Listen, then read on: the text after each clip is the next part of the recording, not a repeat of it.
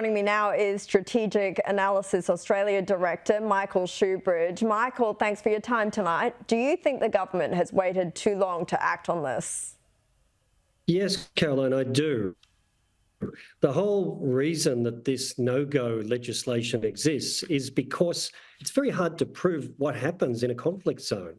So having a defined geographical area where people commit an offence if they go is a very clear basis for legal action, and it also really deters people.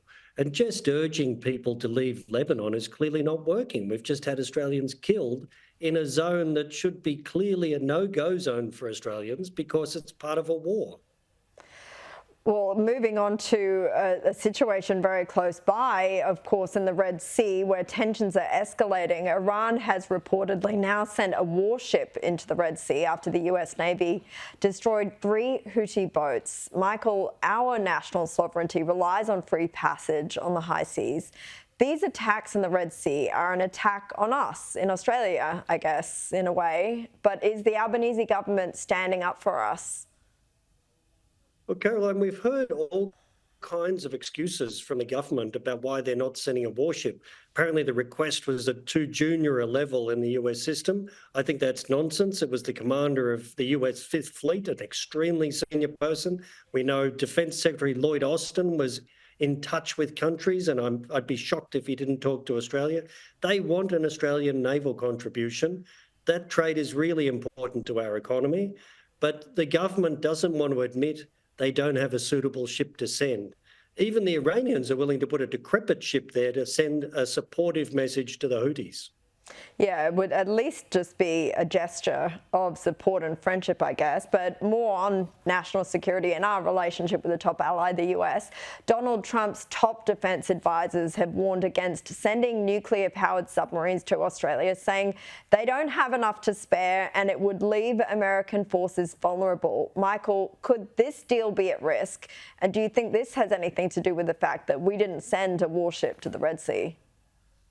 Well, Caroline, I think it will get harder and harder for Australia to say to America, do us favours, give us nuclear-powered submarines that you don't have enough of yourselves if we're not seen to be doing our bit. So there is a connection to our failure to provide a vessel to the Maritime Task Force in the Red Sea.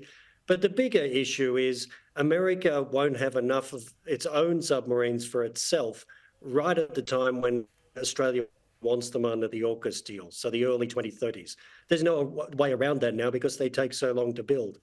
So unless Australia has really done its part on AUKUS, and that's something like building the East Coast submarine base, something that's politically difficult for this government, a transactional president like Trump can say, what's in it for me?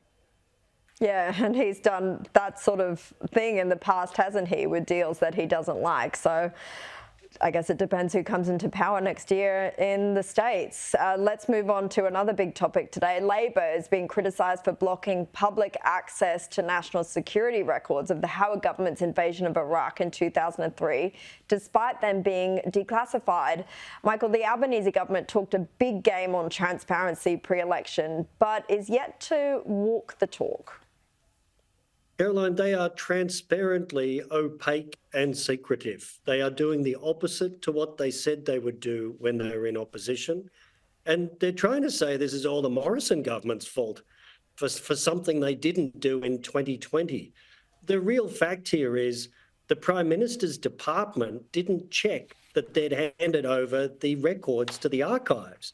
And everyone got shocked, apparently, when there was nothing to release and someone said, have you checked you handed them over? This is a failure of government oversight of 2 key departments, well, the archives and the Prime Minister's department. And of course, that's Mr. Albanese's responsibility. Well, Michael Shoebridge, thank you so much for your time and expertise tonight.